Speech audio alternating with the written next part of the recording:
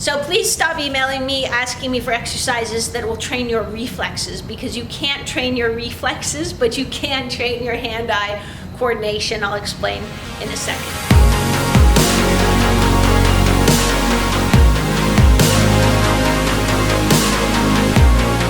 So a reflex is when you put your hand on a hot element or something hot and it pulls away right away. It's a reflex response. A signal just comes straight from your nervous system, straight from your spinal cord. Boom! Pull that finger away. You can't really control it or train it. You can't. When you aren't expecting it, your hand's going to pull back right away. So that's not really what we're talking about, but I know what you mean. You mean, hey, I want to be able to, get my hand exactly where it needs to be really quickly. That's not really a reflex. It's a response to stimulus that you're getting. So we're going to go over some ways that you can train that. This is Maria from GoalieTrainingPro.com. Let's talk all things hand-eye. So there are two parts of the element, the hands and the eye, and we forget a lot about the eye training. We focus a lot on the juggling, but we don't train our eyes. So I'm going to kind of split it up. Let's talk about the eyes, and then let's talk about putting it together with your response and your catching and your blocking. Let's not forget that your peepers are controlled by muscles. And it's like if you never trained your hip muscles, they would never change or get different or get better than they are right now. So we actually do have to train those muscles and learn how to use them. So there's a couple things that we can do.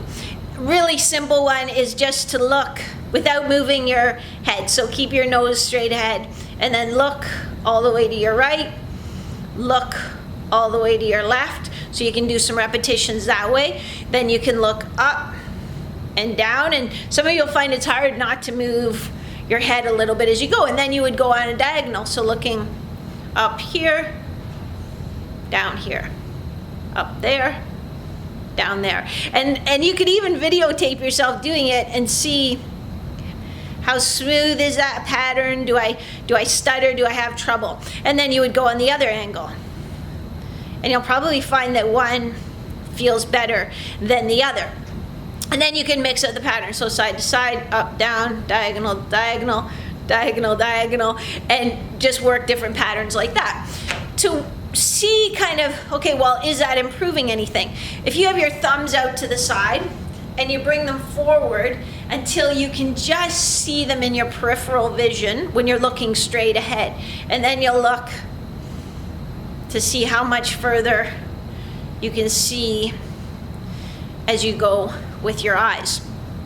Another progression would be if you had somebody in your family or a friend or whatever who got a laser pointer and was just standing behind you, pointing, not spraying it in your eyes, standing behind you, you're looking at the wall, they're standing behind you, and they're moving it in different patterns on the wall, and you're keeping your head still and following that laser pointer as it goes. So they could keep it on and move it in tracing patterns, or they could put a dot, take it off, put a dot, take it off. You know what I mean? So then you're just looking straight ahead and you have to look at it. Or you could follow the path and get good at moving your eyes in all directions. So do work the muscles of your eyes. And because too, if you can be here and then you you think someone's coming or you're taking that quick look, if you can get that quick glance from your eyes rather than having to turn and get it right in the center of your vision, that's a nice advantage. It could be enough just to save you that split second. And now let's talk a bit about your hands. So juggling is probably one of the basics that you've started with, and I don't mind juggling when you're getting started, because it is going to be tricky and you will have to really follow it and get your hand in the right spot, and the ball gets a little crazy. But your success in juggling is really dictated by the toss of the ball. So tossing the ball so that it's going to come down in a predictable, repeatable fashion every time. That's really the hard part of it. Once you've mastered that and you see guys on YouTube or before hockey games, and they can just juggle like crazy or juggle off the floor, and it's just the same pattern over and over. Now, I don't mind if you do that, if it kind of helps you get in the zone, helps you focus, that's totally cool, but I don't feel that it's really expanding your envelope of hand-eye coordination the way that you need it on the ice, because on the ice it's really not that much of a predictable pattern. So I still think it's a good idea to learn to juggle, because there's a big learning curve there. You have to learn how to control your hands, take your visual input, make the right type of response. But once you've got it hammered down, I don't think there's a whole lot of benefit to just doing the same thing over and over. We need to find ways to make it harder and more specific. Just like if you're learning the guitar and there's a song you really want to play, and then you get to be able, so you can play that song, no problem. Well, then you need to find another little bit more challenging song to expand your capabilities. So once you can juggle, and then you can juggle off the wall, I'd like you to juggle off the wall overhand rather than underhand, because we're not really catching down here that much. So on the ice, we're a little more here. Then add in some elements of movement, even just a little hip shift, going down on one knee, coming back up. There are all sorts of patterns that you can work into that. But also, don't forget, I want you to wear your glove. We have talked about this lots of times before. When I catch the ball off the wall with my bare hand, I'm catching it here. Even if I catch it with, some people say, well, catch it between your finger and your thumb. Okay, well, even if I catch it there, when I put on my glove, this is my old glove, but when I put on my old glove, even if I catch it between my finger and my thumb, it's going to be right there is where I'm catching it. If I put it in the palm of my hand, it's right there, right in the sort of the heel of my glove.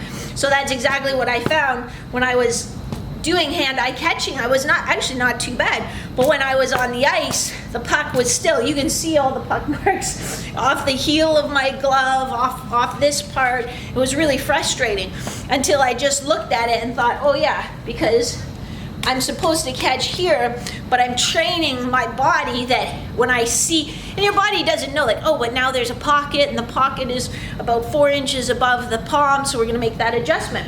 Your body just knows, hey, when I see an object coming here, boom, that's where my hand should be. Well, in the glove, then it's bouncing off the cuff. So, and then somebody say, well, but then I can only practice on one side because my glove is only on one side. That's fine, because you're really only catching on one side. Like, you're not catching the puck. Maybe you are catching the puck with your blocker hand, but that's a different story altogether. So that's totally okay, just to work on throwing with one hand, catching with the other. It's fine. So how do we add elements of unpredictability to that? Well, there's going to be just a learning curve to start with. So practice. These are, you can practice with tennis balls or a little slower. Lacrosse ball comes off the wall faster, and it has a little more mass when it hits your glove. So I kind of like that, because sometimes you can really feel when it's hitting your glove. These are black tennis balls from the guys that made Catch Ball. I think that's ProLab Sports. But, just again, so you're picking up something that's black, not a big yellow, because you're not going to really face too many yellow pucks. So get good at just throwing and catching. When you're good at that, then we need to add a layer of complexity. One of the layers of complexity I like is I'll write numbers on the lacrosse balls in magic marker, big numbers, 1, 2, 3. Usually we just do 1 and 2 or 1, 2, 3. So then when I throw the ball, I have to try to see what the number is before it hits my glove. So I'm trying to pick up off the wall, really look at it, okay, number 1 as I catch it in my glove. So now I have to make a visual attachment to it and really concentrate on that. Then we add another layer of complexity. So start with, I'll just read off the numbers. Then I'll add the numbers. So I'll have a little bin that might have 6 or 8 lacrosse balls in it. I'll pick one up, throw it at the wall. It's a 1, catch it, drop it back in the bin, pick it up, and I'll usually do that from my knees. So, I'm close to the bin. Throw the next one, it's coming off the wall. I see it's a 2. So then that's 1 plus 2, that's 3. Drop it back in, grab another ball, I throw it, that's a 1. Okay, now that's 3 plus 1, that's a 4. So now I'm having to use my brain to process information that's going on while I'm still executing this skill with precision. What's a progression for that? Well, now we can add in an element of movement. So if we do, I'll throw the ball. If it's an odd number, then I'm going to, and it can be whatever movement you want it to be. Maybe I'm gonna do a shift to my right or to my left. Let me get down on the turf, show you exactly what I mean. Okay, so I've got my little bin of balls here. They're not, these are actually numbered 1, 2, 3. But let's say, so I'll decide ahead of time. If it's an even number, maybe I'm gonna do a little post lean to my right. If it's an odd number, maybe a post lean to my left. So I throw the ball, boom, oh, I see it coming back, it's a 3. So I'm gonna do a post lean this way and come back. Throw the ball, oh, that's a 2. So now I'm gonna do a post lean this way and come back. Or you could do, okay, if it's an odd number, I'm gonna recover with this leg and down. If it's an even number, I'm gonna recover with this leg and back down. It can be whatever pattern that you want it to be. If you want to add another layer of neural complexity, then you can sum them again. So if I throw this ball, it's a 3, so I'm going to do my post lean this way, drop it back, I'm going to throw the ball. This is a 2 coming back, so 3 plus 2, that's a 5, so that's still odd number, post lean this way.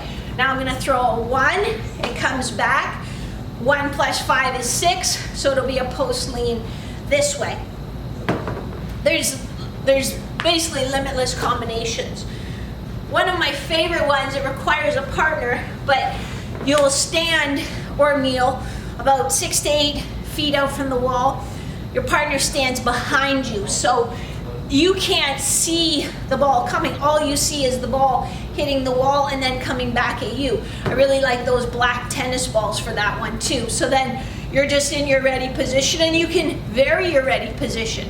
So you could have it so that you're standing square to the wall, you're standing at a bit of an angle to the wall, you're over here and you have to react to the ball.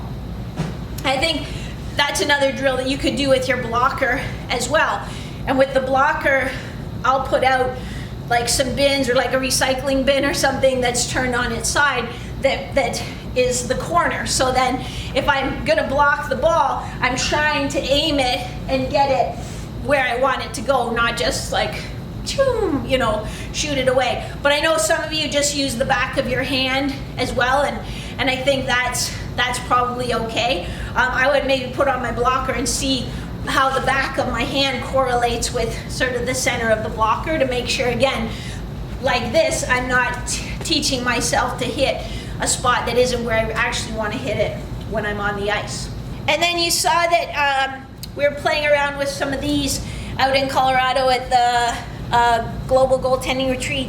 It's the catch ball, and I think this is one of the best tools that you can get to work on hand-eye. So it's like a little bungee cord, and I attach it to the side where I'm going to be catching the ball.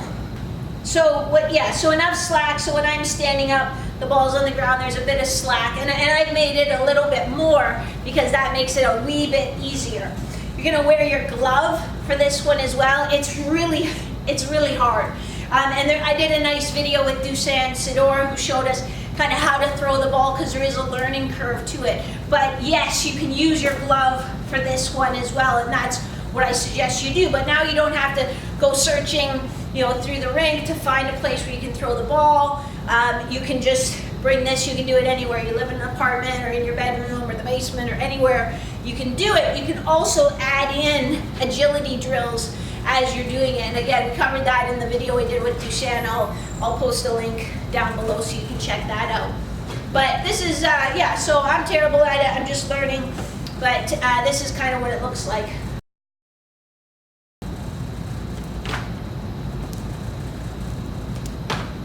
So when you use the catch ball, that's like the best I've ever done. But when you use the catch ball, you really have to follow the ball with your head. And I don't, obviously that's what you're supposed to do anyway. But if you don't, if you just kind of keep your gaze out in front, it's amazing at how impossible it is to catch the ball. So I like it for that too, because it really trains you, it forces you, like, number one, I have to keep my glove out in front, and number two, I have to follow that ball right into the pocket. It's like anything, there's good, better, best. And the best is still reading the puck off the stick, being on the ice, taking shots on the ice. Not practical for most of us to be on the ice as much as we want to be seeing shots, but maybe too, get a little shooting pad, get your friend to take shots on you, and then again, be able to see the puck coming off the stick, get practice reading that information once you're pretty good at the other stuff. Any of these things are going to help, so I'm not saying, you know, juggling is no good and you should do this. Use a combination, but get the competency, add layers of neural complexity, and wear your glove. This is Maria from GoalieTrainingPro.com. If you like this video, give it a like, hit the bell, leave a comment if you have questions about hand-eye training. There's a million things you can do. These are just a few suggestions to get you started. And I have other videos on hand-eye training that you can find if you search the channel.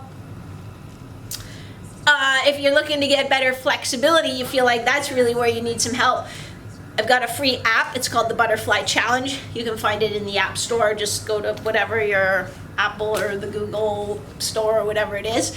Type in Butterfly Challenge and you can download it there for free. It's a 14-day flexibility program for your hips. That's it. I'm out of here.